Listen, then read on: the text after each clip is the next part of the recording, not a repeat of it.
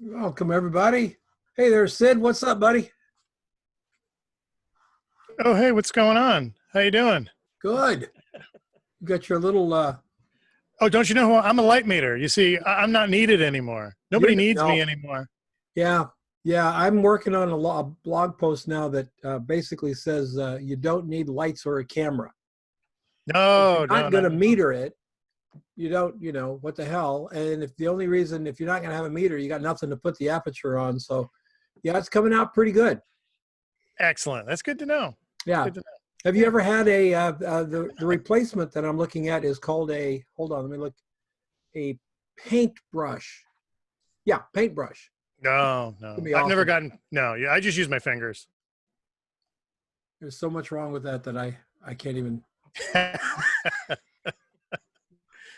Well, Anyways, welcome, that's my little psych gag. welcome everybody. It's Friday. We're doing photo talk, having a good time, meeting some new people. I see we have Gabrielle, Benjamin, Lauren, Stephanie, all kinds of people. Who is this? I don't know who this is. There's no name for this person here. So I don't know. All right. So we'll see if that person kicks in and I know who they are. Kind of recognize them, but I don't remember the name. All right. Um, there we go. It's Sean. That's it. Hey there, Sid. All right. So hope everybody's having a good week and getting through all the craziness of the day. But one of the things that I wanted to talk about, and Sid and I, we try to pick a topic, and I thought would be good, Sid, to talk about what is changing that you see, what's changing, and what's staying the same. Um, Jeff Bezos once said that while everybody in the tech industry was looking for new things to do, what's changing and how they can get on the change wagon, he focused on what stayed the same, i.e., people bought books. Hmm. There's nothing radical about Amazon. There's nothing radical about Uber. There's nothing radical about Uber Eats, Hmm. or for that matter, I think the only new thing that we have that's really big would be Facebook. Nothing new about Instagram. We had Flickr, and before Flickr, there were all kinds of things back then. There's nothing really new about that. But uh, in photography, especially we're talking about business photography. In business photography, I think it's obvious that some things are going to change, and I wonder how many of those things will be long term. Right now, one of the things that changes is right now in LA, for one place, and New York. Um, I don't think they're doing any fashion that I know of. Sid, do you know? I know you're not in New York. Have you heard? No, no, I don't. I don't. I see stuff on Instagram of people, but it's not. It's just like individuals. It's like two people running off somewhere and doing a little editorial kind of thing. But I haven't Yeah, seen any yeah. The big. big fashion shoots with the three makeup artists, and right down in the model's face and stuff. That's not happening. Yeah. I don't think that's a long term change. No, no. I think it's yeah. It's just for while this thing is going on. But I Um, but I do think the smaller team approach is a long term thing. I think it's going to yep. be a while before we see the photographer standing there with 17 people around him doing shoots. I just think that is going to change quite a bit. What do you see changing? I mean, people. Like I'm not sure. Like I think productions are going to shrink. Which will be kind of nice as a shooter because you don't have 85 people staring over your shoulder. Micromanaging everything about a shoot. Yeah. Um, so I think productions will just get more personal. But I mean, everything else, people aren't really going to change. You know, net 45 and net 60, they're not going to change. Um, I don't know. It's weird. I think just the number of people. I think capacity is going to change, but not. If anything, I think it might even help the shooters out a little bit, because the less people you have breathing down your neck, you feel like you've got a little more freedom to I shoot. totally agree with you, and I think even beyond that, and I think this is changing now, and I think this might be partially long term, is that the clients may not be disposed to come to your studio and prefer to art direct over Zoom True. or Yep. or FaceTime or whatever it is that you're using, because they're deeply ensconced in their home offices, etc. And maybe they're a long ways away from you. Yeah. Again, this is a good thing for photographers. This means you can find clients that are not in your neighborhood, obviously, and get the work done. Yeah. Yeah. I was looking at where was it? It was on Instagram this morning. I follow Yankee Magazine because they're in our state, and they work with one particular guy down in Massachusetts. And I noticed he had posted something this morning, and he was doing some tabletop work in his studio, and he did a little screen grab, and there was about 12 heads on a Zoom meeting up above, and he was sort of showing something, physical to the screen to get their approval. So, yeah. So that means maybe more heads are going to be watching as you're shooting stuff, and they're all trying that's to. a possibility as well. If all you Wow. have to do is hop on a Zoom meeting to see what's happening over at the photographer's studio. But then you can just be like, oh, sorry, connection. Yeah. Yeah. Been struggling with that myself over here. I'm gonna have, after this meeting, I'm gonna have to have a long talk with Cox, because I have no bandwidth at all, and they're gonna have to fix that. So I think something that I would add that's changing is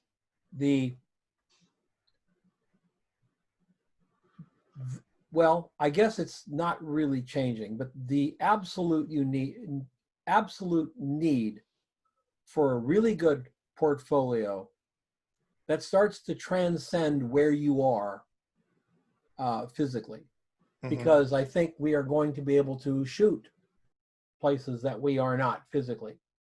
We're going to have more and more opportunities available for us to get out and do things beyond our little neighborhood. On the other hand, I think that's going to take a while, because I think a lot of people just don't want to get out and go anywhere. And so it's kind of a two-edged thing. But I think in the long run, we'll see more like New Hampshire photographers shooting for LA clients than we do now, because the physical distance is all but wiped away.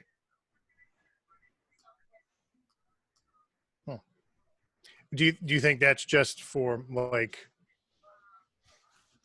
I think style. I think style is going to be the most important aspect of it. They're going to hire you for your style, or your whatever it is that you bring to the table.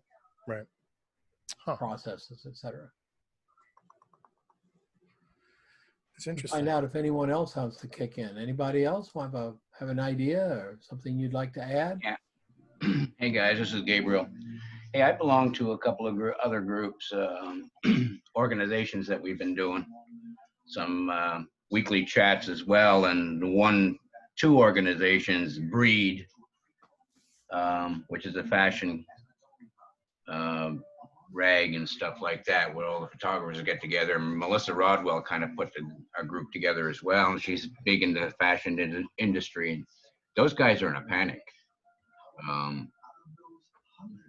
Last time I talked to Melissa, she said that, it's been 28 years that I've been involved in the fashion industry, and now I have to look for work.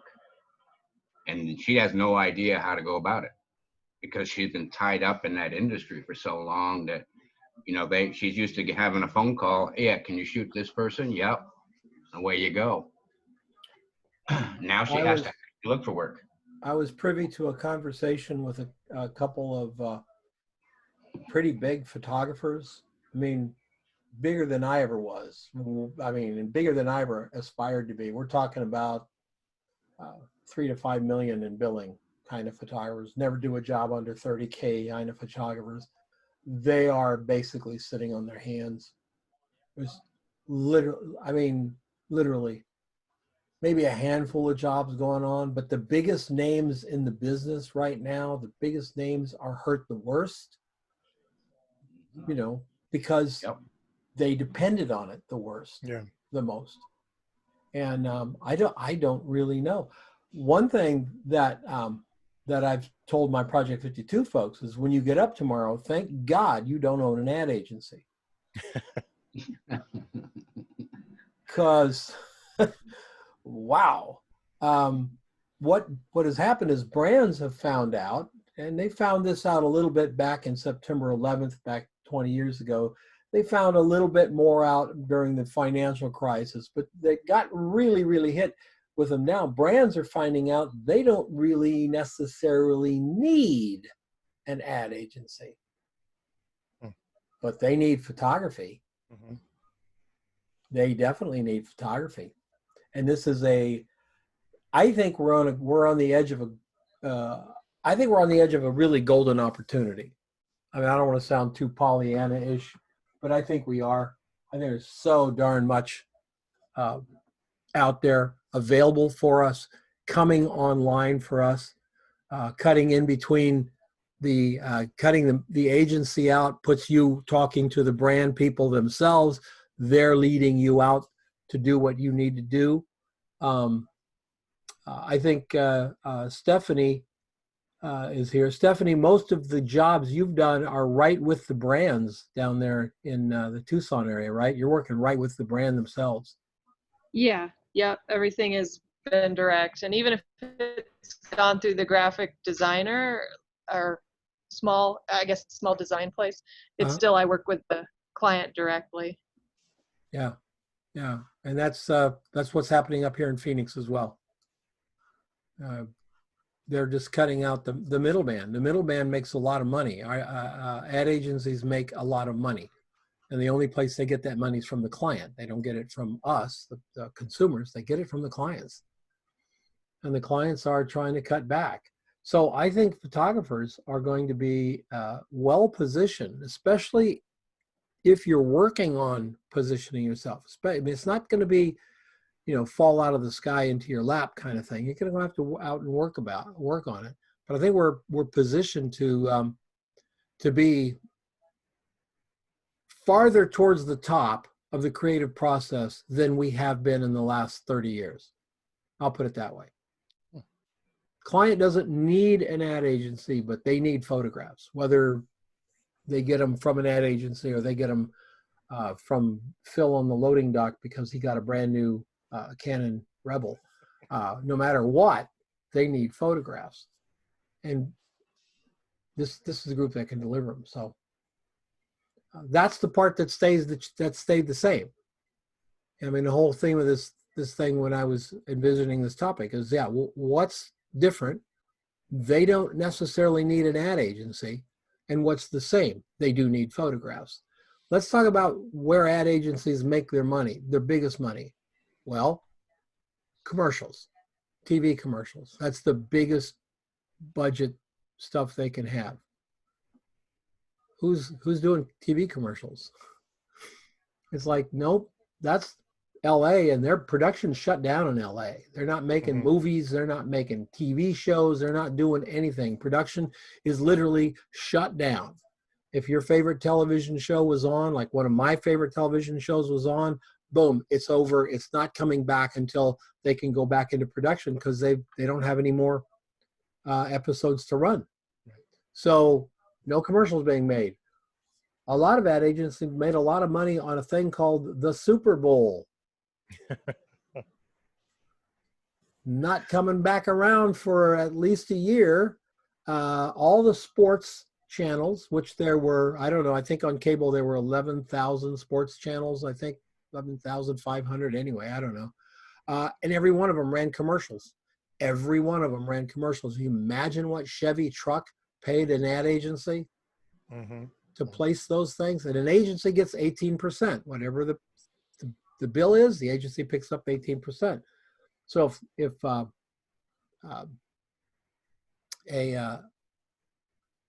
brand is spending $100 million on advertising, which is not unheard of, that's an $18 million client to an ad agency.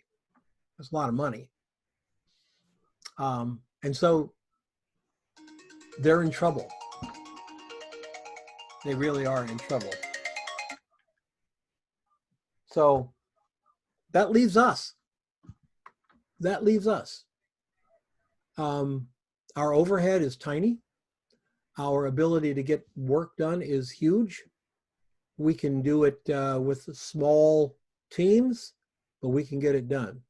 And I did a little presentation for the Project 52 folks that I'll touch on a little bit here. One of the things that I think is changing, Sid, let me know if you think I'm right about this, that's changing is that we photographers have been passive as hell.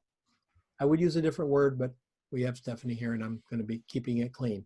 We are passive as hell. We send out our little flyers. We send out our postcards. We send out our emails, and then we sit and wait for someone to grace us with their presence. Mm-hmm. Not anymore. Get out there and tell them why they should hire you.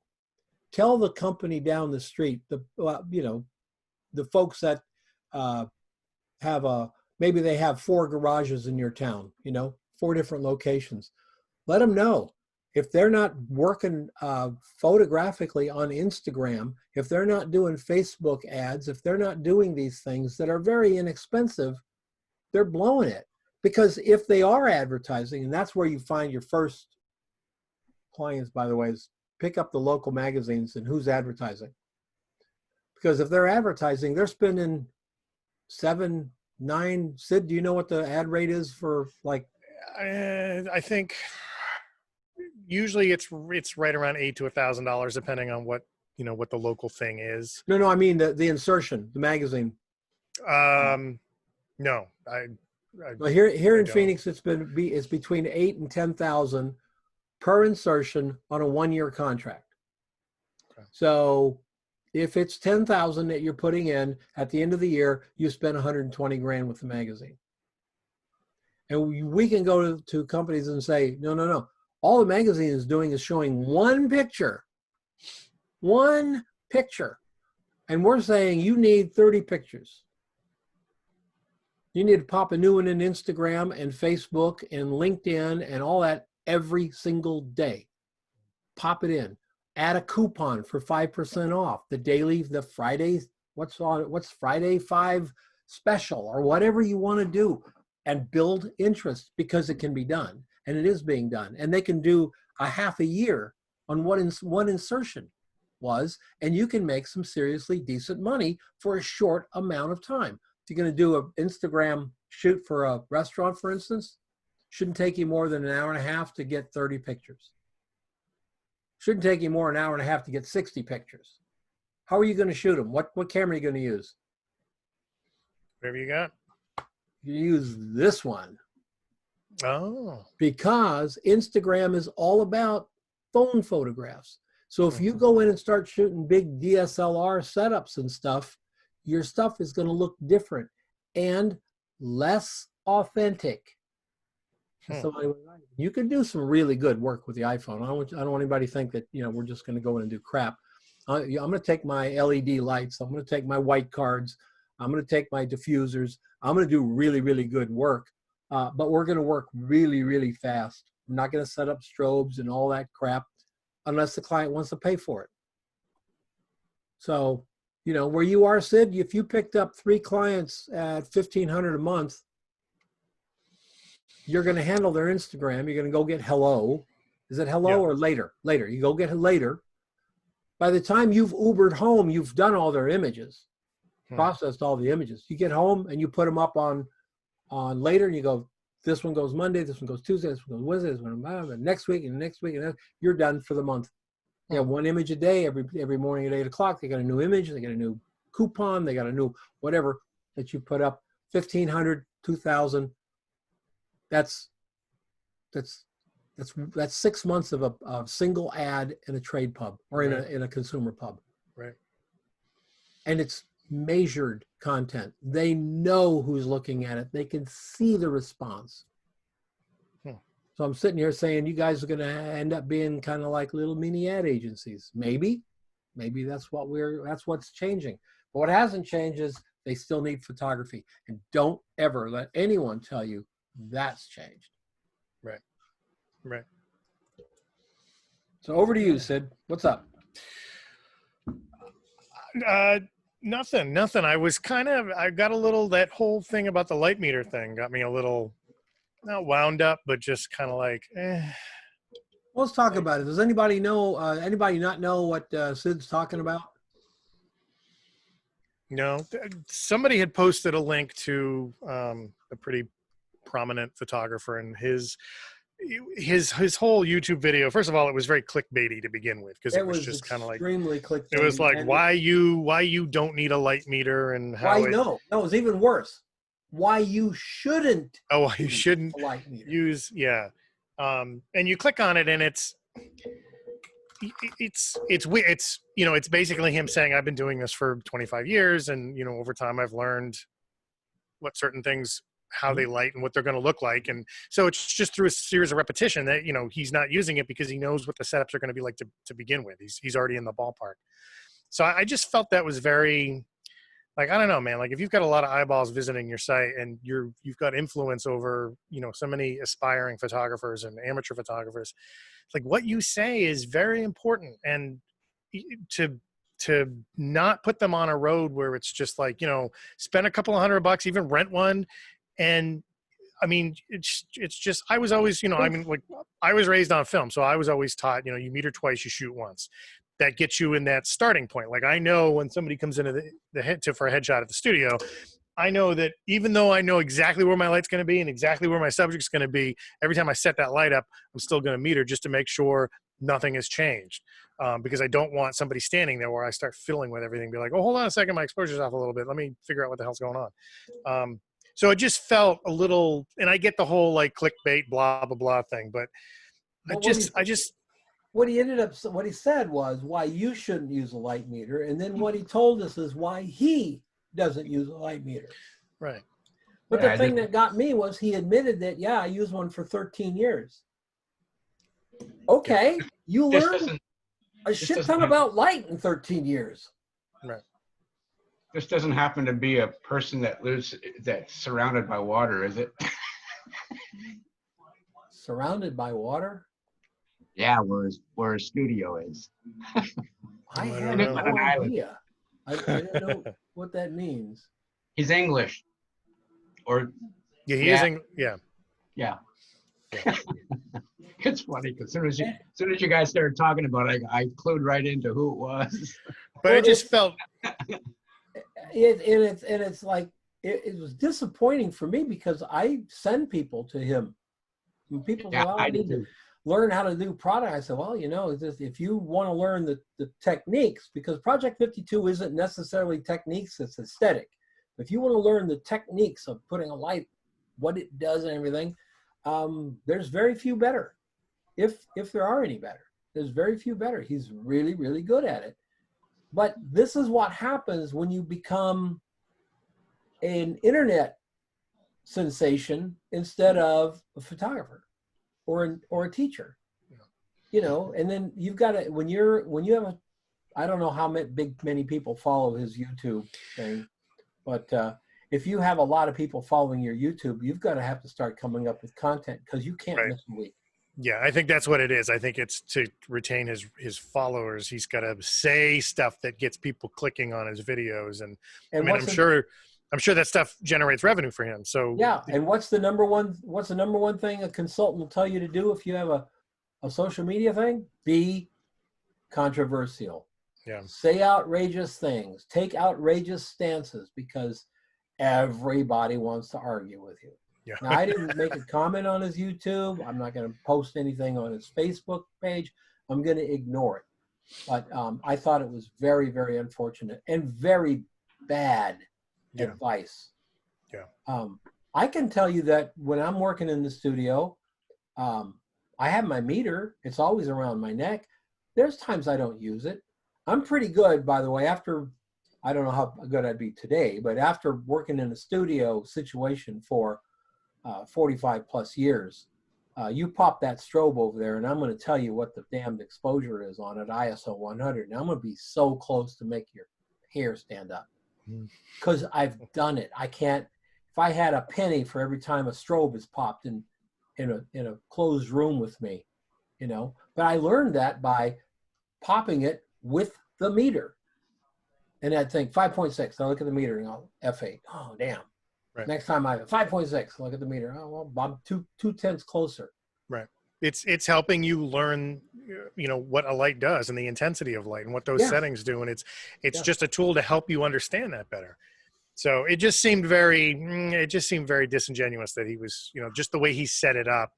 And I think as somebody that's, you know, trying to educate people, I mean, that's an education tool. So if you're telling them not to use an education tool to learn how to do something, it is definitely an education. It's like, come on, like, is that, you know, like, let's get the high ground and, you know, don't do it just for the clicks and to set people off like that.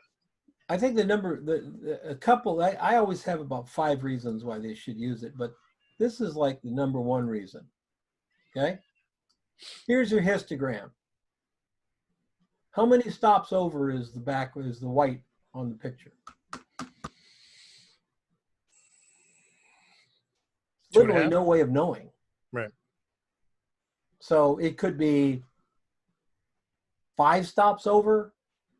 It could be a stop and a half over. You don't know. Does it matter to your photograph? Oh, yes, it does. It does. Makes a huge difference. The other thing is you're working on light ratio. So you're taking 2 meters. So you can take your camera and take one from this side, one from this side. You can look at the histogram. What's the ratio in the histogram? We don't know. The only way to know ratios, the only way to know where your background is or something like, or your exposure is consistently, is to know where it's falling in relationship to the base that you've established. If you ever have to go and do, well, if you ever have to do anything that's in multi-parts, I always use my famous dentist story. I showed 35 dentists in like 9 locations.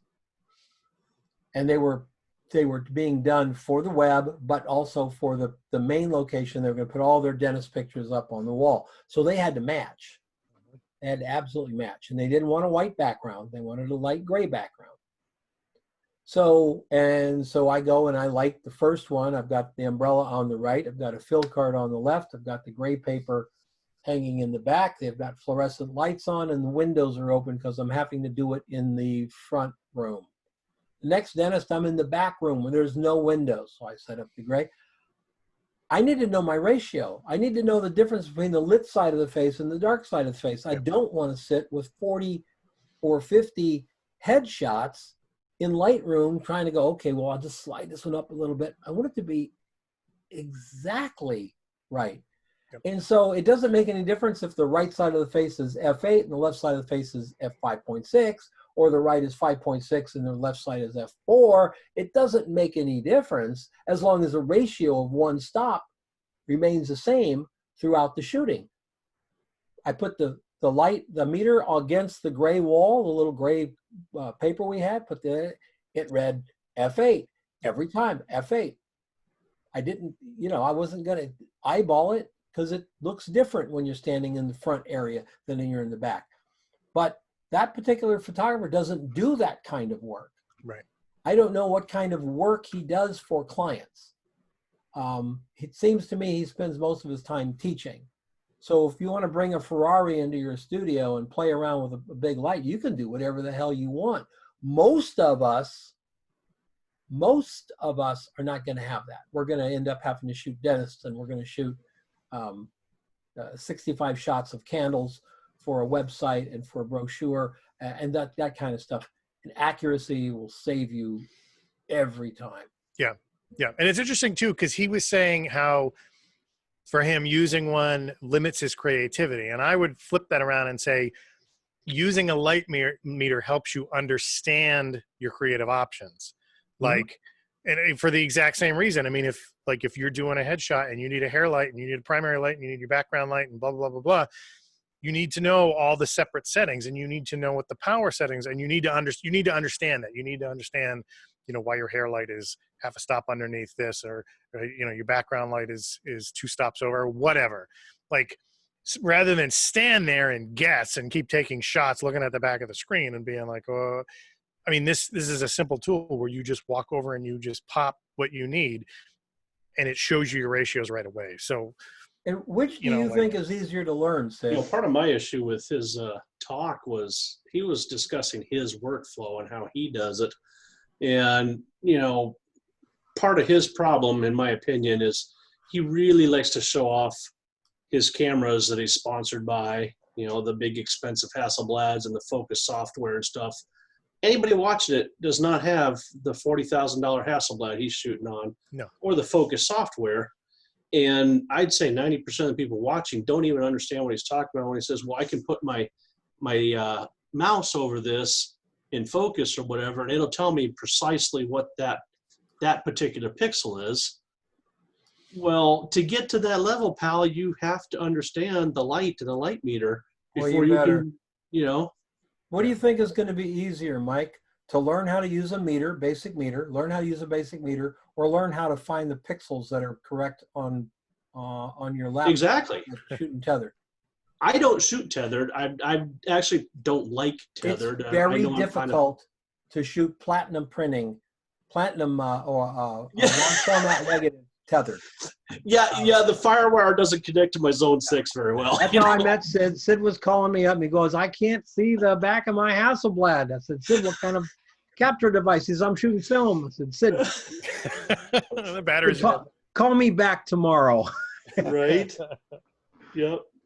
Yeah, no, you're absolutely right. And he said, well, when you're shooting film, you need the meter and everything. And my thing is, well, and I've also heard people say, and by the way, I use string meters. I'm a big believer in string meters, absolutely big believer. So you could, while you're doing the first dentist, take a string, tie it from the strobe over to the dentist's face, and save it as main light. Where's the distance from the fill card to the face? Save that. The distance of the gray from the main light back there, save that information. Which is faster when you get on location, pulling out the strings and your flexible measuring device, or using your meter. To me, it's like second nature. Right. I can just whip it out and do it. I'd kind of take it a step further with meters too, Don. And, I mentioned this when you and I were talking earlier, with the zone system, but I'd love to see people get used to a reflective meter and actually understand the tonality and why your exposure is correct, because once you start getting used to that spot meter and the reflective meter, whatever, and seeing, well, you've got F6 or F5.6 on one side and F4 on the other, and the background's this, whatever, but you're actually looking through the meter at it, you kind of start to recognize and understand the tonality differences in the image.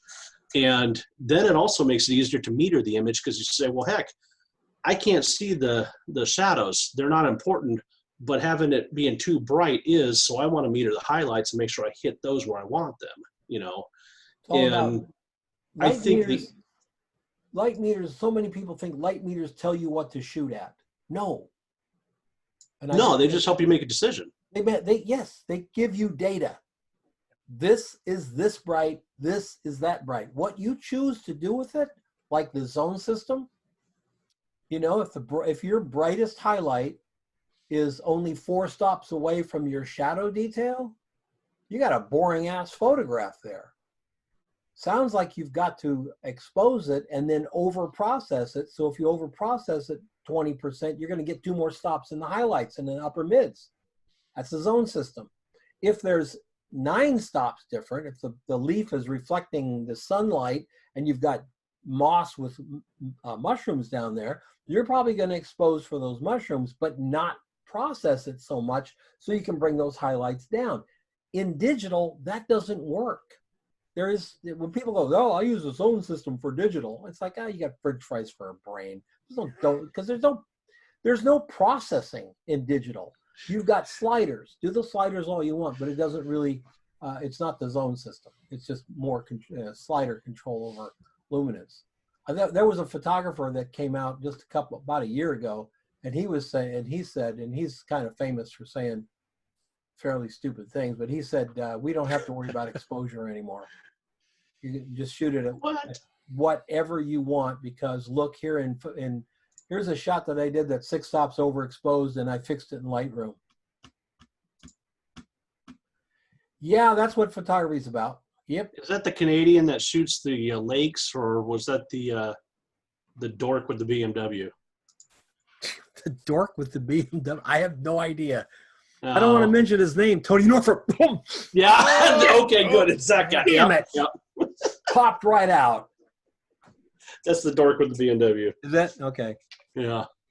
But then again, these are people, and they have massive followings of people that are sycophants, listen to everything they say, defend them, etc. And that's okay. I don't want to play in that space. I mean, it's okay with me, but I think it's a terrible disservice that they do to their young photographers that are trying to learn this crazy business. Yeah.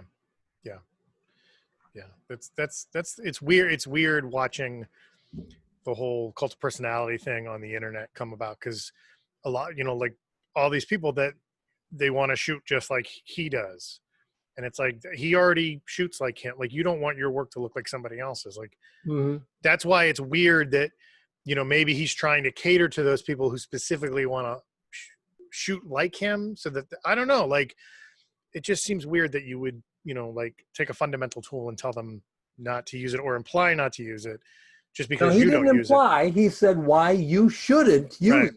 That's a marching order. And when you've got all these people that look up to you and your work, that's just, I don't know. Like, Couldn't it have been said this way? Here's some ways that I work without a meter. Right. Like, there are ways, like, I used to teach a workshop, and I would tell the students right away, I'm like, okay, so you don't have $200 to go out and buy a light meter. Like, there's ways that you can use, the palm of your hand to get a ballpark reading of your exposure. You just put your hand where the subject's face is going to be, and you take a test shot, and you look at that, and you can tell right away if it's underexposed or overexposed or whatever. Mm-hmm. But, that's just a, run by the seat of your pants method. If you really want to, nail this stuff home, get a meter, because a meter will tell you. And over time, you'll start learning how this stuff works and how the setups work. And so pretty soon, you don't even have to use one, because if you're doing a headshot and they're standing here and your light's right here and it's at quarter power, you know exactly where you are. But to get to that point, you need these tools to help you understand. That's what I love about the string meter system. Is that a young photographer, can pull that string out, pull it down to the knot, fire the strobe, and be there. Yeah. I mean, he's somewhere near home base on the baseball field analogy.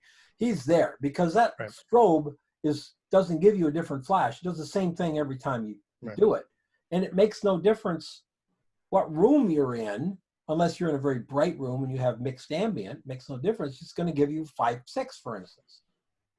It doesn't take that long to be able to go, oh yeah, I'll put it right about here and eyeball it. Yep. It's, it's like playing by ear on a piano. If you've played the notes enough times, you can play it by ear. Yeah. It just doesn't. And then the meter gets pulled out, like you were saying, doing headshots. If you needed to do a whole series of headshots and you wanted that hair light to be the same on all the shots for consistency, just use a meter. Yep. Done deal, right? But I don't think that photographer does that kind of. I think everything is done for the website. Look at this really cool shot that I did, and not working for the types of clients that starting out or mid-level or even upper mid-level commercial photographers with a studio, the kinds of jobs we get calls for, yes, we've got to be super creative, but yes, we've got to be super technically proficient. Right, right. And I don't see anything wrong with, like there's a lot of people that will do everything they can to save 5 seconds on this or 10 seconds. Like this is the stuff we do. This is part of the process. Like this is just the whole thing. This is like, you don't see construction dudes go out there without rulers and tape measures and just be like, yeah, whatever. I can eyeball it. Like these are the fundamental things, tools that we use to get us That's a to the great point where point, we're Steve. ready to like, and that's, like, I don't care if it takes 10 minutes. I don't care if it takes 15 minutes to do a setup. I'm going to do it proper and I'm going to do it correctly. And I'm going to use the proper tools that help me get to that point.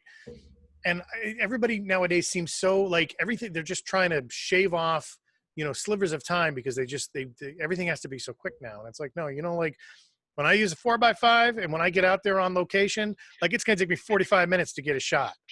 And I don't have a problem with that because I'm following every step that helps me get to that proper exposure and everything, like, so I don't even know where I'm going What with we this. I'm need to just do is be long-winded. able to learn how to hold the 4x5 handheld out the car window, right? Right, And get the shot. I mean, right, eyeball focus it, and well, if Hey, you stop it down to f32, it's all in front. right, man, come on. Yeah. Ouija was running around all over the city taking pictures of dead bodies and all that kind of stuff, and it was all Yeah. handheld. So, Because then we don't have to stop the car. Look at the time we save. right. We can take it to absurdity. But yeah, I totally agree with it. Part of the fun of being a photographer is the zen of the entire thing, of putting it together. If I want to shave every second off what I'm doing, then what am I doing? Yeah. Well, you're becoming an automated process, Yeah. and it's like, yeah. I The, don't know. the thing too with the light meter is that it can save you time because if you can set everything up and double check it and everything's, good, you don't have to stand there and chimp or whatever for 15 minutes to get it right. So it does save you time too. It also helps if you know how to use it. I watched a video of a photographer showing how to use the ambient meter, the dome. Mhm. And she was on one side of this big gully, and she had her model standing on the other side of the big gully. Sunshine, bright sunshine, late in the day kind of sunshine. So she's showing us the dome on the meter, and she says, now let me show you how to use it. And she hikes down the gully, comes up the other side, after, straightening us, it was quite a walk. And then she holds the meter in front of the subject, aiming back to the camera. And I'm like, yeah, all you had to do is put it back of your head. It's the same light hitting the model that's hitting you on the other side of the damn gully. You didn't have to walk. I mean, it's like, are you kidding? I use the meters in my That's camera awesome. a lot. Getting back to Sid's point on everybody's trying to shave off 5 seconds, 10 seconds here and there, it's probably due to the fact that they're pricing everything too low. That's possible. that would Gabriel. make True. sense. Right. Yeah. That's possible. Yeah. Yeah. If you got to, and I would say if, shaving off 3 minutes from a day shoot is what you need to do, you may be in the wrong business. Maybe not in the same business I'm in. Yeah. So, Like that photographer you always refer us to, the ugly, I forget his name, Oh, but he always shows his setup. yeah, Trent. Yeah, he always shows his setup and all the preparation he does ahead of time. And that's really the key to doing your best work is preparation. Exactly. Which And takes then time. It's not going to, because I noticed with some of the self-portraits people are doing on, because of the pandemic, I need to have a picture of myself. I hate myself. I got to take a picture. But no one takes the preparation time that they should for a job to get the light right, even with a self-portrait. So that it comes out, you get the best results. You want the best results for your clients. Why don't people want the best results for their own face? I beats me. Beats me. But you're absolutely right. Trent, I think it's Trent Franks. I think his name is Trent something. Brent something. I thought it was Brent. Brent Trent something. Brad Trent. Brad, That's it. I don't know. It's call Brent him, Trent. let's just call him Chad. So what Chad does is he does a lot of editorial photography with people that are, busy, and they're like, yes, we'll do this shot for the magazine. We'll give you 5 minutes. If you got 5 minutes, you certainly don't want to go, hey, he's here. Let's start setting up the lights. So he gets there hours early, uses his assistant. And you can see the assistant sitting there with the meter in their hand. You can see them sitting there with the color chart in their hand, and they work it all out. So when the head of the bank comes in and say, let's try this shot, sir, boom, boom, boom, boom. We'll try this shot, sir, boom, boom, boom. And this guy leaves after 4.5 minutes, and Trent still has really good photographs because everything was prepared, and he didn't have to chimp it in like, oh, let's try it again. Maybe you could chimp it in with your assistant, maybe, but why bother chimping it in when the meter is going to tell you, boom, it's 5.6. We ought to do a show on stupid things we've heard other photographers say. That'd be a good one. Oh, that's good clickbaity stuff too. Yes. That's yes. really. Yeah. I had gotten a puppet. I made a puppet because that was one of the things I wanted to do. I wanted to take all this ridiculous stuff that's like just pawned on aspiring photographers, and I wanted to have this little character, because if I complained about it, then it's just like Sid's being bitchy. But if I had like this little stupid puppet that was making fun of all this kind of stuff, then people are like, oh hell, stupid funny puppet. Absolutely. Right, exactly. He can get away with it, where if I was doing it, people would be like, what a grouch. But it's just this, there's just all this stuff that it's superfluous. I was watching Creative Live, and they had this cute young girl on there who was a big fashion photographer. She was like, I don't know, 13 or something, whatever. I thought her photography was really mediocre, but my God, did she have some good stylists. Oh, it's like, nice shot. Who styled it, for Christ's sake? Because that's who I want to talk to. Yeah. You stood the girl in the shadow. Cool. And she said, sometimes I use ISO 800 because it lets more light in. Yeah, it does that. Remember a while back we were talking about Platon, and Yes. he's got that show, or he's on Netflix, but I just linked it in the YouTube or whatever. Mm-hmm. When he's photographing Colin Powell, you can see he pops that checks with the meter almost every single shot. Mm-hmm. And you got to figure, he's got such good lights. They're not changing at all between, but every single time he's checking. Because Colin Powell was moving, right? Wasn't he leaning in and leaning out? Might have been, yeah.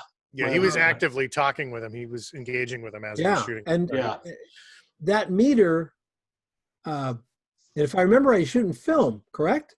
Yep. Yeah. He had Hasselblad Hasselblad. 555 ELDs. Hasselblad. So he wants every frame to come out as close to excellent as he possibly can. My question would be, I wonder what he was doing to adjust it, because there's no tenths of a stop on a Hasselblad. So if Colin moves this way and he's 2/10 over, what did he do? All I can think of is that his assistant's watching the meter and turning the power of the light, the strobe down. That could be. Drawn charts, which are tenths of a stop. So if it looks 2/10 bright, takes it down 2/10. Tenth over, moves it up. You see what I'm saying? Because it's like watching somebody shoot a Canon 5D system, and they've got on the back of their screen, they've got the color histogram. You know what does anybody know what I'm talking about? The color histogram? Yeah. Got the red, green, and blue, okay? Yeah. And I asked several photographers at the workshops that say, well, that's great that you've got it on there. You can see where the green is. What are you going to do about it? That's my question. You're outside shooting and you're looking at the RGB if there's something, quote, wrong with it, what's your plan on fixing it? Because for the life of me, I have no idea what you could do. If you put a filter on, you're globally destroying everything. I don't know what you possibly could do other than, well, even if you put a filter on the light, if you had a strobe, you put a filter on the light, it's global. I don't know why, I just go to the single histogram. I don't know what I can do about that color histogram. I don't know what my next course of action is on that color histogram. I can't What even is what is the green? What is it? Because like RGB. You got a histogram. yeah, You've seen it 'Cause- in Lightroom. because I know reds are generally like face tones. So what would the green be? Yeah, I don't know. Sean McLean says, I Background, like it probably. because it tells me why. What do you mean, Sean? Okay, so thanks for asking. So what I mean by that is, okay, so if I'm looking at my global histogram and I see that, and I'm working with a red backdrop, and it's the histogram looks normal with the spike off to the right. Now, with experience, I know that the spike off to the right is because I'm using this red backdrop, the whole ton of red. Okay? Right, you're going to get a lot of red. Right, but I know that by experience, right? Now, using the RGB, that helps me verify that. Okay, so early on, that was more of a learning tool. So now I understand this explains what overexposed here, the red overexposed here. And I can also map that to it overexposed because I have this dominant red backdrop. So that, it helps me understand why it is that my meter is telling me what it is. Okay, what would you do about it? Roll with it. Well, I mean, it depends. If it's what I intended to do, then nothing. Okay, It's what I intended to do. okay. And I think I kind of get it in a studio. I don't get it when you're taking a picture of a river. Right, landscape, I'm totally on board. I just don't know what that, I can see getting the information and going, oh, okay, but I don't know what it does for me. Okay. When I look in the back of my camera, I see a black and white probably 80% of the time because I have my preview on black and white because I'm far more interested in luminance than I am in the color. Color, Yes. we all know what we can do with color. 15 different things you can do with color. But you got to get that luminance right. And if things are blending in, sometimes all you have to do is walk to the left a little bit and you get a little bit more poppy look to it. Or you can see that your light is flat, or you can see that, well, that's generally what happens to me is I see my light is flat and then I have to figure out, okay, how do I compose it so I can take advantage of the flat light? But with the histogram, I think it would be a great exercise for a photographer to go out with their camera, take a photograph with their DSLR, take the iPhone and get a snap of the histogram. Do this for a couple of hours. Go to the zoo, go downtown, whatever, and do it. And then go back and learn what histogram goes with what photograph. And then you start to learn what the histogram is really telling you. Because it's really unfortunate that so many people look at the histogram and all they're doing is going, well, did I get all my tones in there? Well, yeah, and that's really important unless you don't want all your tones in there. A delicate yellow flower on white snow may be an absolutely gorgeous photograph, but you're not going to have much down in the low range at all, right? So if you stretch it down there, you're going to destroy that image. Lee is asking, do I see the image in black and white when I'm photographing product? Yes, I keep the image. My preview screen on the back is generally in black and white. Doesn't mean it's always there. I'll flip it over. But remember, Lee, when I'm shooting product, I'm also shooting tethered. So my tethered, the tethered part is where I'm going to just go over and change it to color, whatever. But yeah, if you put it in black and white, you'll see things. I think you see tangents easier. see them faster in black and white. And I also see, like, when you have a subject, say a pair of light brown shoes against a dark brown background with some light on it, and all of a sudden there's a point where those light brown shoes coincide with a very light brown part of the background, and they just blend together. Okay, you're going to see that in black and white faster than you're going to see it in color. Here you go. Oh my God, those two grays, you can't tell the difference. Go over and look at it. I think I've told everybody, I had to do a catalog once, and it was all pastels on little kids. And you know, and they decided, as we were shooting the catalog, decided to make a black and white out of it. And I'm like, you know, you haven't lived until you shoot a pink top on a blue skirt with a light yellow t-shirt underneath it, because when you get it back, it's just gray. It's all the same gray because the luminance is the same. So we had to use filters, and it took a lot longer to do the job than they wanted it to, but luminance is everything for me. It doesn't have to be for you, but it is for me.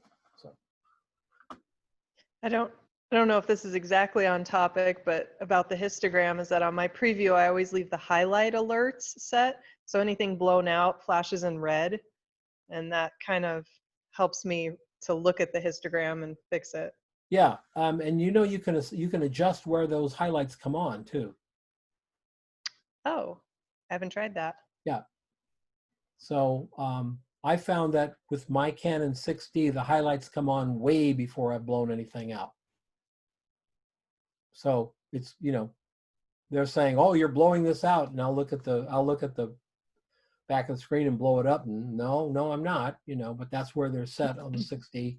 And I haven't readjusted them. I'm happy to be told that I'm close.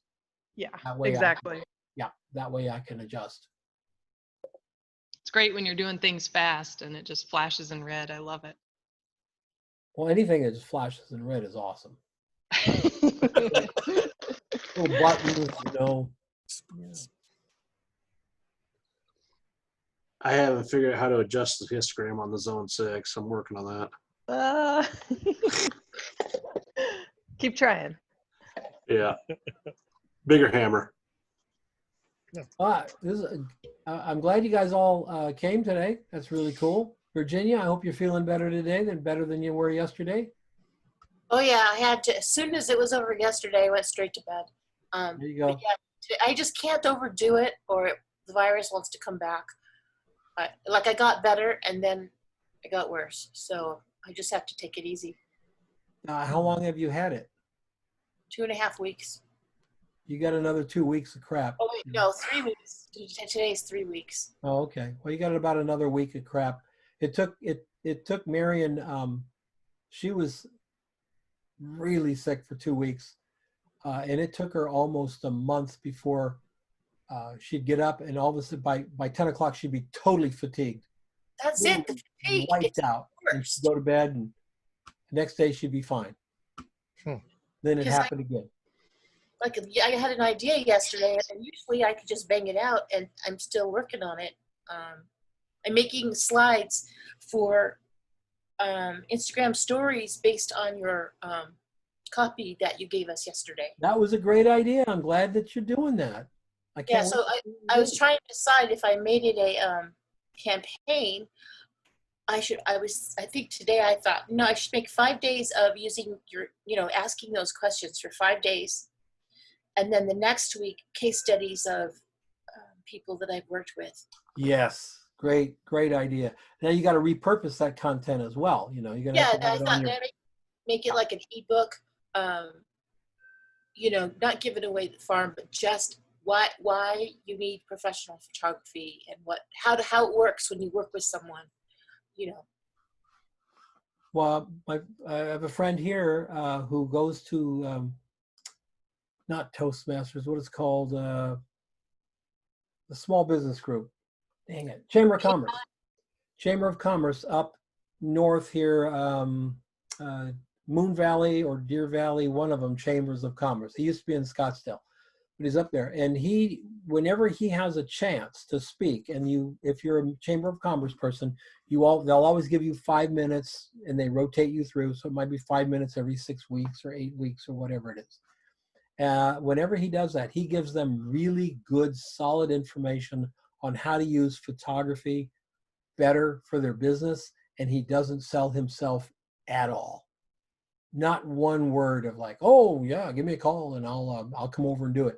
Just gives them information, handouts, and he is busy all the time from that thing, that Chamber of Commerce deal. Busy all the time. If you're looking to build some business, Chamber of Commerce is a good place to go, unless they have another photographer who is active.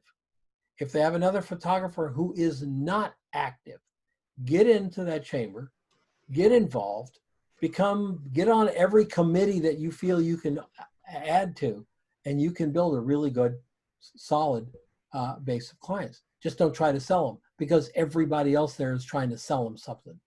And you're going to be the one person who only wants to give it out, give it away, knowledge. How do I hire a photographer, Fred? Instead of saying, well, I'm a photographer, you go, well, here's what you do. You look for a photographer that can do this and this and this, et cetera. And it just works to perfection for him. Yeah, that's the idea I have. If I did an ebook to follow up through this, is exactly that. And this is how you work with the photographer to get your best images. Yep. And they can use that with another photographer. Yeah, because I can't shoot everything, right? I mean, like you said, I only need a few clients. So, yeah. If you're a photographer in a small to medium town, and you have 30 clients, not 30 jobs, but 30 clients, you're going to be busy. Busy. I was shooting 7 days a week, folks, for nearly 10 years, and I think I had about 26 clients in the Valley and 1 or 2 in LA. Those 26 clients keep you really, really busy. Yeah, I think, like for me, that my agriculture group has been nice to have that money and to have all those fruits and vegetables. But, gee, I figure 4 more like that would be great. Then, I really wouldn't be working much, and it would be really well. Although recovering from the pandemic, I'm going to need more than that, because kind of being in a little bit of a hole. But yeah, it wouldn't really take much. So. No, it doesn't. It's I mentioned on here about handling somebody's Instagram. If you can pick up a small business that's going to let you do all the Instagram photos for them, and it'll work for them, and you can do that and make $1,000, $1,500, $2,000 a month from that job. That's really going to take you 4 hours, probably tops, to do. That's really great. One of those is really great. 2 of them is really great. 3 of them is astounding. And yet you still have you could do all 3 in one day. You literally could do all 3 in one day. You're not going out to take, one of a kind, blah, blah, blah. Everything's understood up front. So you've got to make sure that you've got your ducks in a row and they understand what they're going to get, et cetera. Maybe it does take you a day to shoot it because that's what they want. That's up to you. But $2,000 for a day of work is probably not anything to sneeze at. So whatever you end up doing with them, you can build it up and end up, if you have 1, you can get another. If you have 2, you can get 4. If you have 4, you can get 8. So it just mushrooms. And those jobs are out there, but photographers, we are in this habit of we are going to be in the background. We didn't want to go out and pitch jobs because we didn't want to make the ad agencies mad. Because the ad agency finds out you're pitching jobs, they went, well, we'll never use you. Yeah, chances are you aren't going to use me anyway. So I really don't care. Don, I got a question for you. Yeah. How big or how much does word of mouth from, play into our industry? Like I have 2 clients and they're talking to somebody and, photography comes up and they say, I'm using L. John Photography, Mhm. for my work. How much? It doesn't come up all that much at all unless they're talking about photography. So why don't you incentivize them? Hey, Bob, send a client my way. I'll send you a $100 Home Depot gift card or a $100 Starbucks card. I'd spend $100 to get a $5,000 client. Now you can't do that. You're not going to send them $100 for somebody comes in for a headshot, Right. So you just say, if they come in and they do a catalog or something like that with me, make it worth your while. Yeah. If you're doing it monthly too, you could say, you send me a new client that signs a 12-month agreement like you did, I'll give you your next month free. Oh yeah. Why not? Sure. Take a month I mean, off. that's a hell of an incentive. Yeah, because if that one client gave you, if they're like, oh shit, I want to get my work for free, and they went out and got you 12 more or 11 more clients, and all you got to do is show up at his place one day a month for a couple hours and shoot pictures, and you've got 11 more clients paying you $2,000 a month. I'd do that in a heartbeat. Like, Yep. sign me up now. Stupid not to. Yeah. So Absolutely. yeah, incentivize them, Lauren. Make it worth their while. Otherwise, people don't think of us. They really don't. We used to, hope that models would remember that we took their pictures when they were showing their photographs to clients, because models could see more clients in a day than photographers could. It was just that was just the economy of it. A model in New York might do 8 or 12 ghost sees in a day. A photographer, you'd be thrilled to get 8 in a week, because there's so many photographers, but they needed models all the time. They only need photographers now and then, but they models all the time for runway shows, etc. And we'd sign our pictures and we'd put little logos on our pictures and everything, because they're showing them to all these people that may hire photography as well. We wanted to be remembered. Did it work? Nah, I don't know. I'd like to think that it did, but I couldn't honestly tell you that there was 1 or 2 that basically called me. I saw your work in so-and-so's book and we really like it. Could we, take a look at your portfolio, that type of thing, but rarely. All right, guys. Good chat today. We're going to put it up and we'll probably hear from our friend over there on the island. He'll probably find someone's going to go, hey, you got to hear what these guys are saying about you.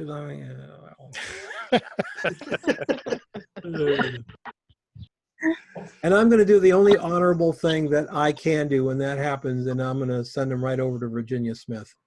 So she's the one who made us talk about you. It was her idea. All our fault. That's true. That's That's Did I all. miss something? Look at Did you that. put googly eyes on that? That's adorable. Then he's got a little beard, and I found some little googly eyes for him. Oh my gosh, that's funny.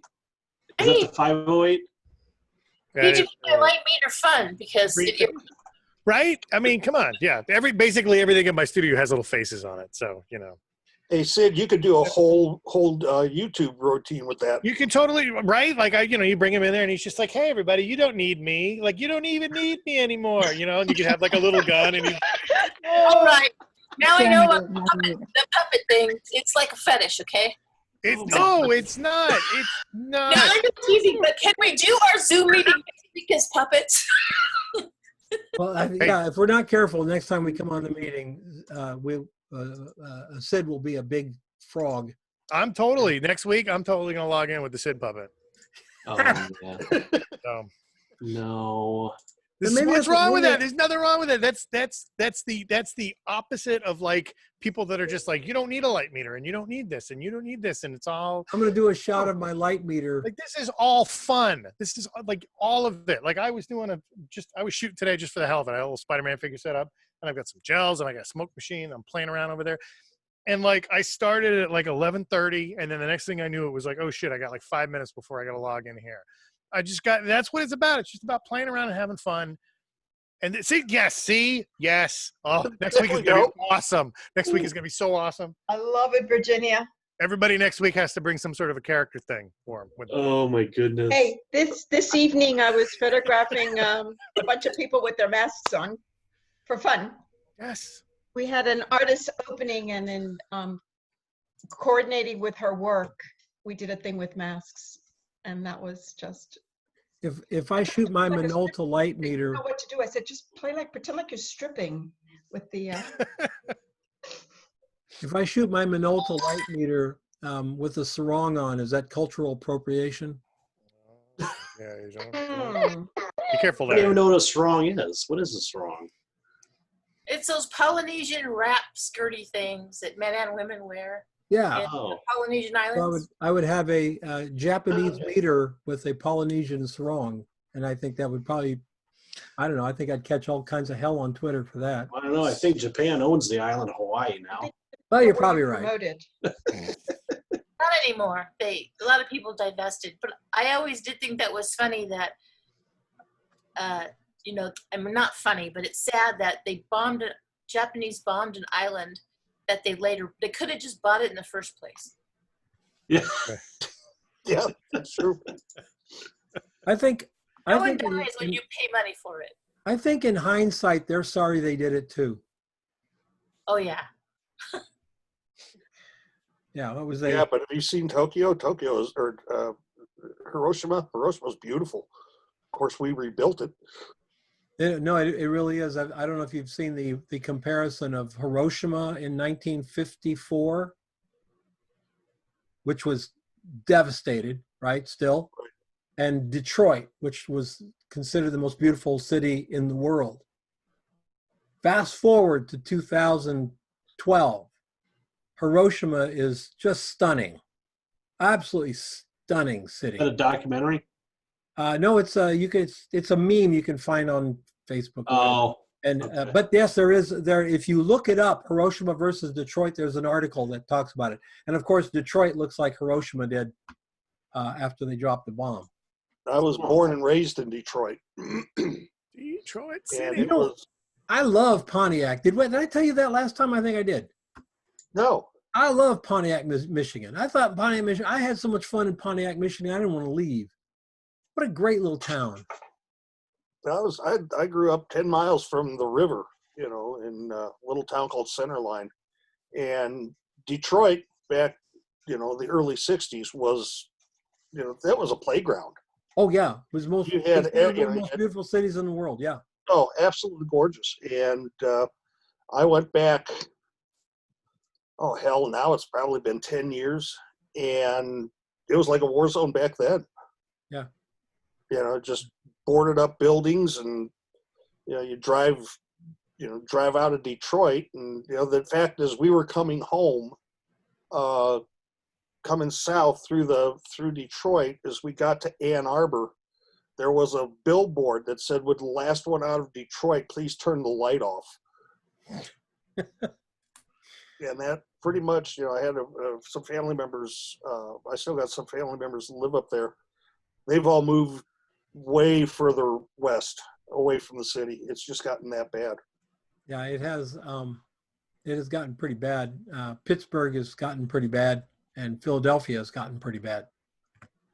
I love I love Kansas City now, because it's, we've had our protests, stuff like that, but nobody's burned anything down. It's, the people here in Kansas City really do care about this town. And there's a lot, by the way, there's a lot of ad agencies in Kansas City. Yeah. A lot of ad agencies, graphic designers, PR people. Kansas City is that sort of the place in the Midwest. St. Louis has a lot, but Kansas City is huge town for advertising, marketing, all kinds of stuff. So it's a good town to be in, Lauren. Yeah, I'm looking forward to getting out there and getting started. I did go and talk to a couple of my restaurant buddies, and they're still so skittish about this COVID-19 thing that they're not letting anybody in their restaurant at all. You know, they met me at the front door and we talked 6 feet apart. And I said, you know, I'd love to come in and, you know, because they're both sushi restaurants and the chefs just do phenomenal work. They said, Lauren, we're not letting anybody in this building at all. Unless you work here, we're not going to let anybody come in, including you, to take pictures. We just don't trust it yet. Well, we don't have time to get into it, and it's off topic anyway, but I just heard a really, really good podcast this morning with some really bright people. And they said, did you lose me? Are you guys still there? Yep, there you are. Oh, okay. Now we got, I'm sorry. I haven't said anything publicly just because it freaks everybody out. Right. Sorry about that. My internet cut out. What I was saying is these guys are saying it's the largest flight from urban areas ever in the United States. Where's that? Right now, going by change of address at the post office, it's the largest percentage of people moving out of big cities ever. Yeah. And we're only a month and a half into the stuff. Apparently, Baltimore, New York, Los Angeles, San Diego. There's so many houses for sale. People want out. They want out of the cities. They want to get out into the suburbs. You know, for years and years and years, we were told the cities are where you want to be. It's where you want to live and everything. And now this virus comes along, and people realize, well, maybe that's not where you want to be. Yeah. No. In a big town like that. And those are big sea changes, big sea changes. What happens to San Francisco if 30% of their tax base moves away? I don't know. Well, I'm afraid we're going to find out in the next couple of years. We're going to find out what happens in New York? I had 40,000 millionaires left New York. 40,000 millionaires left New York with new addresses. They're moving to Florida or Texas or Arkansas or somewhere. 40,000 millionaires. That's a big local tax base to lose. Yeah. So, on the other hand, hot dogs could be way cheaper. And I'm just saying. See, I always find a silver lining, don't I, Virginia? Yeah, you talked about hot dogs that you'd actually help pay for somebody to start a hot dog thing. Yep. I'd do it again. Hot dog vendors are some of the highest net profit in the world. Buy the cart one time, buy the hot dogs are dirt cheap, and you sell them for like $2.50 a piece. Your markup on those hot dogs is about $2.30. Yep. And pure gold mine. Are there all the way to the bank? Are there hot dog carts that grill them instead of, like, we've got a local guy in our local park and he's got the cart with the steam dogs. Do you know why why hot dogs are in the carts? Why we don't have anything like steak carts or taco carts or whatever? You know why? Because hot dogs are already cooked. You cannot sell cooked food or food that you cook from a cart in Phoenix. You can only sell cooked food that's already cooked. Pre-cooked. And hot dogs are pre-cooked. All you do is heat them in the boiling water. Oh. Or the grill. Well, they have those rolling grill things because every time we travel, like Chicago and New York, my husband has to eat a hot dog everywhere. And now he knows his favorite cart's in New York, and his favorite cart in Washington, D.C. is right next to the Holocaust Museum. He eats there. That is awesome. My favorite hot dog right now is at Circle K.